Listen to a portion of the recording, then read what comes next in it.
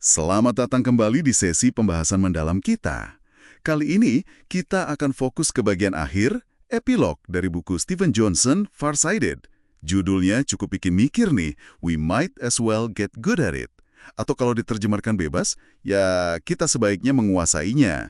Nah, misi kita sekarang adalah membedah pesan kunci dari epilog ini.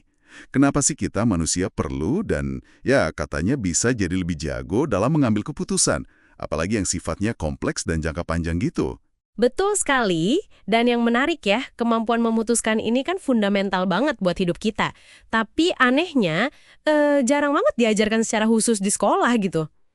Epilog ini kayak semacam rangkuman penutup yang kuat, argumen kenapa kita harus mulai serius belajar soal ini.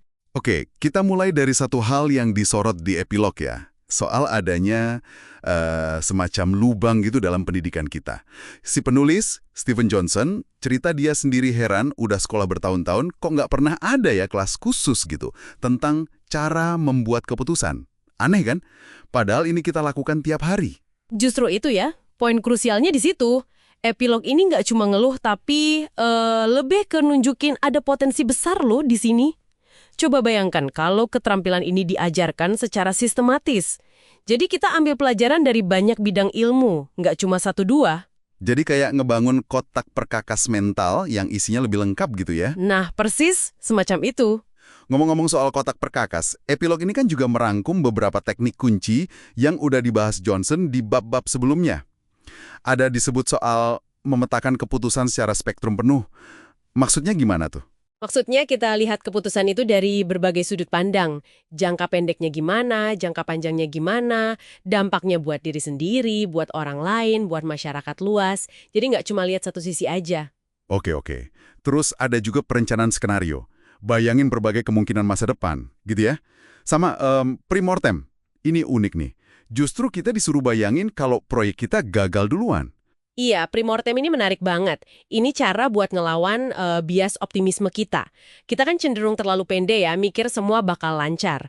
Nah, dengan sengaja bayangin skenario terburuk, kita jadi bisa antisipasi masalah dari awal. Masuk akal.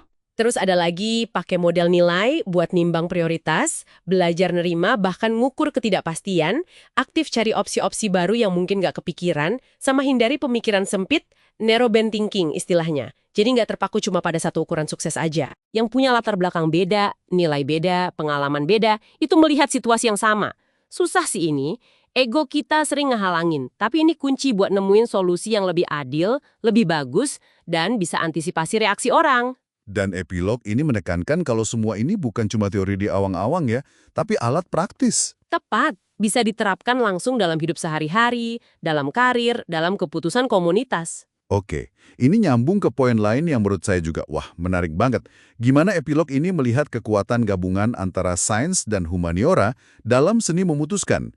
Biasanya kan dua kubu ini kayak terpisah gitu ya. Ini bilang keduanya itu saling melengkapi. Sains kayak ekonomi perilaku, neuroscience, teori probabilitas, itu nggak sih kita pemahaman soal cara kerja otak kita, bias-bias kita, cara ngelola resiko secara lebih terukur gitu. Oke. Tapi humaniora, sastra, sejarah, filsafat itu ngasih kita wawasan tentang kompleksitas pengalaman manusia. Dilema etis yang nggak bisa dijawab angka doang. Makna dibalik pilihan-pilihan sulit. Contohnya soal novel tadi ya, gimana novel bisa jadi semacam pelatihan gitu. Nah iya, kan kita nggak bisa misalnya melakukan randomized control trial atau RCT kayak di dunia medis gitu untuk pilihan hidup besar kita sendiri. Mau pindah kerja, mau nikah, kan nggak bisa diuji coba kayak obat gitu kan. Haha, iya juga ya. Itu secara nggak langsung melatih empati kita, melatih kemampuan kita membayangkan berbagai kemungkinan jalan hidup. Jadi intinya, baik metode saintifik kayak RCT atau perakiraan cuaca yang ngasih beberapa skenario, ensemble forecasts, maupun narasi dalam sastra, dua-duanya itu sebenarnya bentuk simulasi ya. Simulasi buat menjelajahi masa depan yang nggak pasti itu. Persis, bisa dibilang gitu.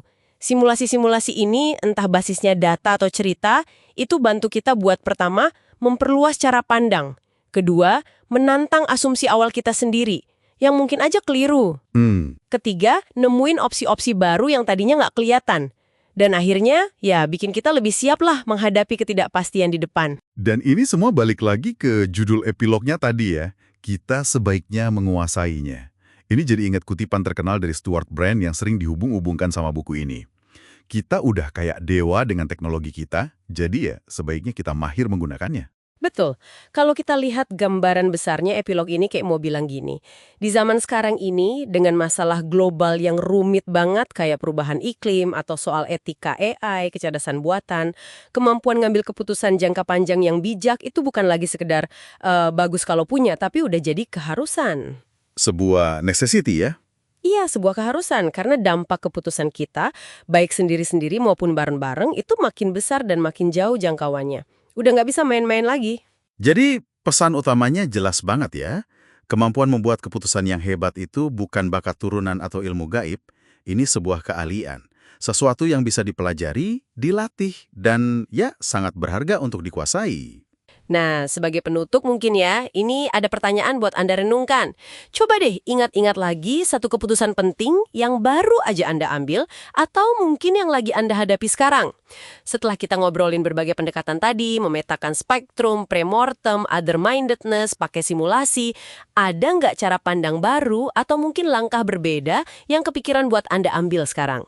Sebuah pertanyaan yang menarik untuk direnungkan. Terima kasih sudah menyimak pembahasan mendalam kali ini. Sampai jumpa lagi di kesempatan berikutnya.